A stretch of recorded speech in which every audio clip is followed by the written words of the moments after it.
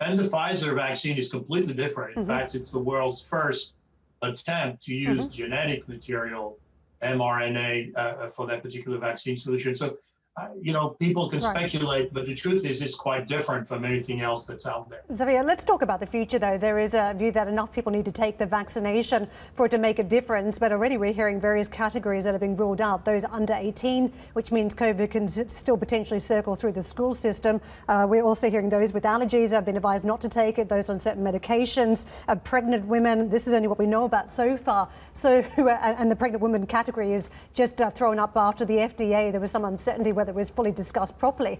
So what do you make of the various categories we're now starting to rule out and what that means for getting back to some form of normality next year?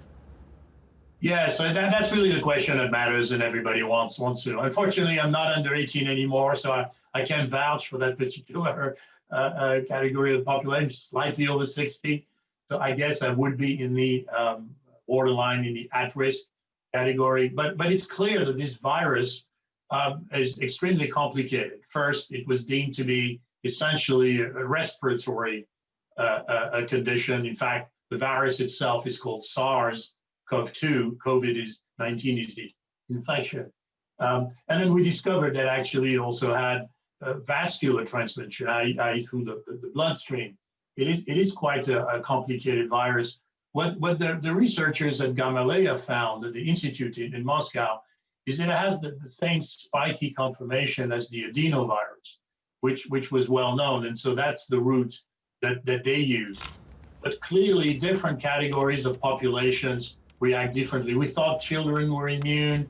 Turns out, they're not. Some have been communicating the disease. We find that animals can catch it from us. In fact, some scientists are now saying it could be linked to environmental devastation, the reduction of forested areas. It increases contact between animals and humans. Bats, pangolins have been suggested as potential carrier, originator of the virus.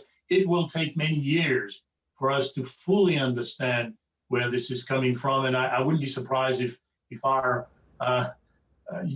abuse of natural resources had something to do with this. But that, again, is a global issue. When can we expect? I think if global cooperation on it, if we set aside the sort of nationalistic concerns, and I wouldn't hesitate to describe it as a nationalistic rabbit hole. It's what always gets us in trouble. If we put that aside, I think by the second half of next year, this issue could be substantially on the way to resolution.